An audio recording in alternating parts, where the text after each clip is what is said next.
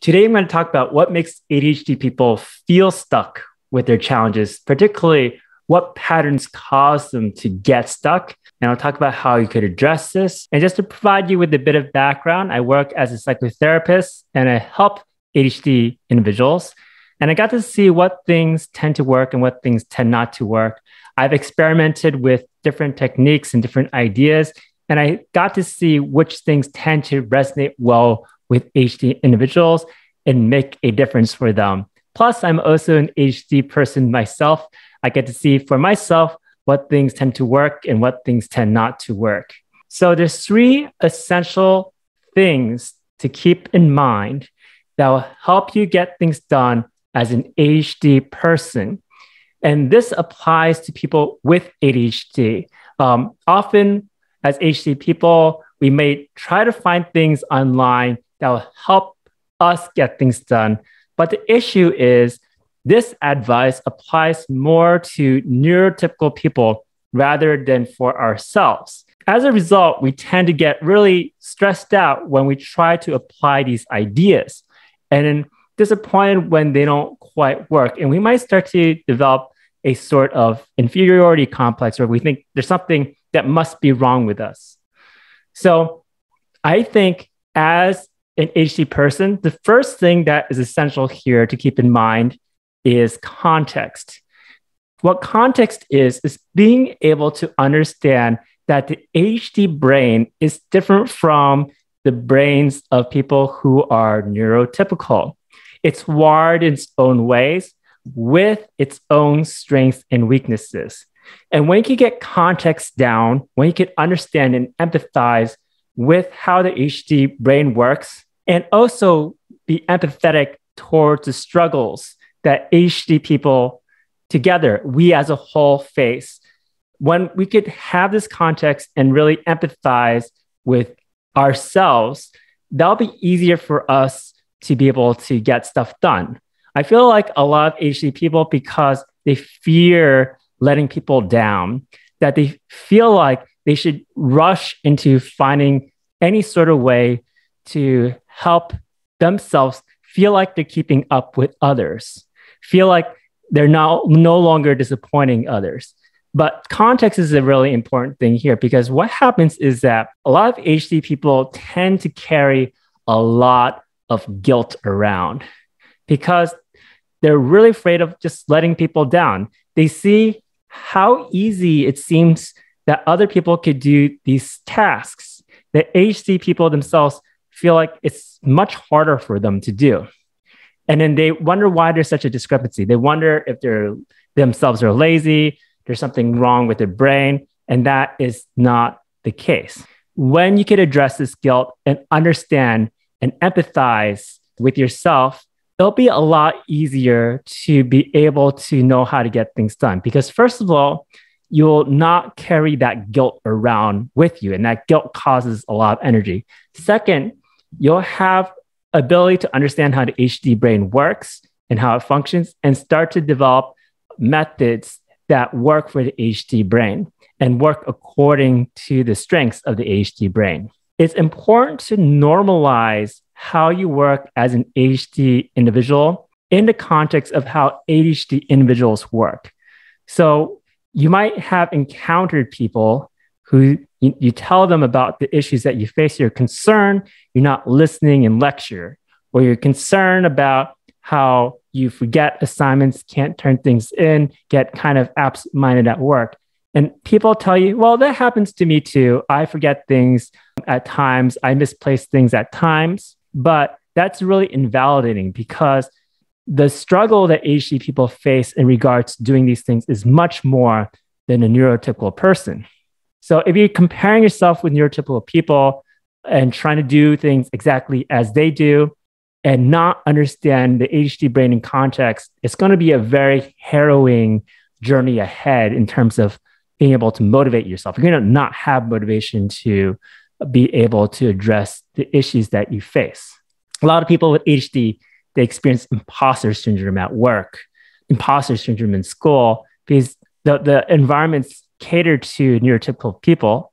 And so they could kind of do a lot of things at work without twice thinking about it so much. Where ADHD people, for us, because we kind of struggle more, we feel like we have to be on hyper alert and we kind of have to really watch what we're doing, right? There's a lot of stress. We experience imposter syndrome. So I think it's important to recognize the strengths you have as an ADHD person. I've made a video about the creative ADHD brain. And if you want to check that out, I have a link to that video up above and also down below so you can understand the ways that the brain of ADHD people function that allow for certain kinds of strengths. You may not believe that you are creative per se, but I've talked with a lot of ADHD individuals. They say they're not creative, but actually they are very good at generating ideas and may not be as good at implementing them. And also the ADHD brain tends to have a lot of other strengths as well. I think a great movie to watch is How to Train Your Dragon. It's an animated film. I absolutely love it, adore it, because you could really relate to it as an ADHD person. This about a kid who grows up in a Viking society, and the Vikings very much value buffness and athleticism. And then this kid is a creative kid, but he's also like really skinny and scrawny and clumsy. And so the Vikings, they don't really value him. He doesn't even value himself. But then he finds a way to serve the Viking community by utilizing his strength as a creative person. And your strength may not be creativity in itself, but the ADHD brain is wired in a different way. And I assure you that it has its own strengths. And it's healthier to operate by a model of bringing out your strengths while working on your weaknesses, rather than from a model of seeing yourself as a broken person that needs to be fixed. That does not work. I really recommend this test. It's called the 4 Tendencies. I like this test a lot. I think this is a test that people with ADHD could relate to. The test talks about 4 tendencies. They're almost like basically 4 personality types. And I think there's certain of these types that ADHD people could relate with. And what I especially like about this test is it tells you, and for free too. And I want to let you know, I'm not affiliated with this test as well. I just love this test. It tells you for free how you could build habits based on your own type. So after you put the ADHD brain in context, the next important step here is problem identification, becoming aware of how your problem starts to manifest. What are the things that lead to you not getting things done? And I've identified common patterns that ADHD people tend to face. I'm going to use some examples to illustrate these patterns, but I'm sure you could identify with certain of these patterns, even if you don't identify with a particular example. So the first pattern here is, say the ADHD person gets an assignment at work or one at school. The ADHD brain is really good at generating ideas. So it comes up with a lot of possibilities in their own head about what to do. And then as a result, they get overwhelmed by the number of ideas. Then because they experience overwhelm, there's that sense of anxiety, right? Because it's like, what can you do with all these ideas in your head? So what does the ADHD person do? They get into avoidance mode. They avoid for so long, and then they finish the thing at the last minute. And that's because ADHD people live off of a rush. We live off of a rush, that when we feel like we're in a rush, we get into a state of mind where we're really focused and we concentrate. We start to be able to execute things. Whereas when things are very low stimulus for us, it can be hard to get into execution mode. The problem is we finish at the last minute, so it's not going to match up with our ambitious ideas. We barely get everything done in time, and that's another issue as well. People who are neurotypical, they may experience some version of this, but not to this extreme. People with ADHD particularly come up with much more ideas. They have tests that show that that is the case. And also there's this tendency to live off the rush, needing that sense of stimulation. So here I'm bringing in that context that's really important. This is how the ADHD brain works. It's not because we're just dysfunctional people who can't do things as they should, as society dictates. The next thing here's another pattern here, is that say that the ADHD person has a very vague task to do.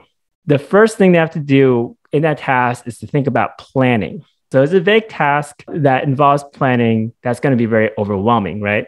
So ADHD people, when they're faced with that sense of vagueness, say, for example, the task is to clean their own house, and then thinking of a plan how to do so, how to break it down, that's a lot for them. And then they get into avoidance because they're experiencing that anxiety. The thing I want to emphasize here is say that you're ADHD person, you have a hobby or you have something at work, and it could be anything, but it could be something that we get hyper focused on. And what that means is that people with ADHD have a paradoxical trait in which they could completely zone all their attention into doing one thing. It could be like a hobby that really draws and captures your attention, or it could be something at work that captures your attention, or it can even be one of these cleaning tasks when it comes to your house, but you get stuck doing that one task and not see everything else that you need to be doing. I want to let you know that people with ADHD are going to have greater weaknesses when it comes to execution and planning, and they're going to have a tendency to hyperfocus. So this is not us being lazy or being selfish. There's a tendency due to cognitive reasons that our brains get zoned into doing one thing and have trouble shifting from that. Again, very important to put things into context here. Next pattern here, say that you want to develop a hobby, you want to read a book, play the guitar. You might get the book or guitar, and then you leave it in your room for months and months and months and months and not read it, not pick it up. That's another pattern that I see. So the next thing I want to mention here is like, what can you do about these patterns now that you're able to recognize it? In order to address taking action, you need to know how your pattern manifests for your own life. So what you do is you take any of these patterns that I've mentioned about. For the course of the next week, you observe the pattern. You do so in a non-judgmental manner, because what happens is that our habits are automatic. We do it without thinking about it. And another issue is when we start to think about our pattern, we feel guilty about it because we're not putting it into context here that this is the workings of the ADHD brain. We're letting people down.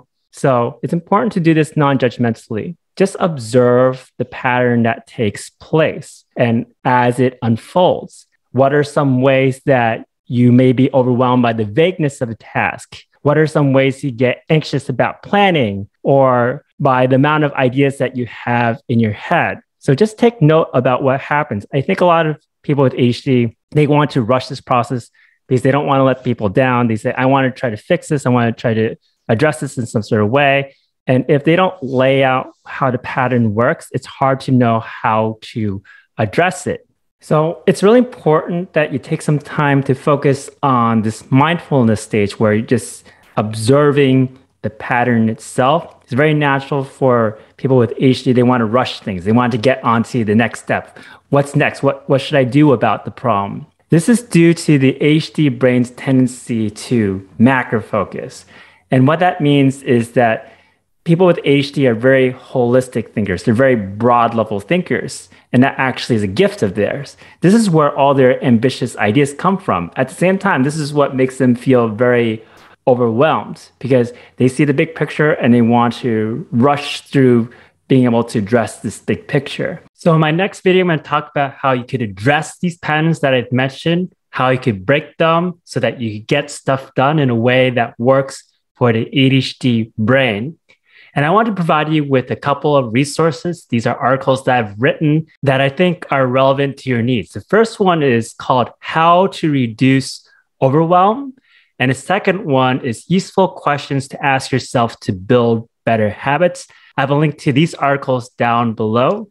So if you want to watch that video, stay tuned. I'm going to be working on that and I'll be posting that up next.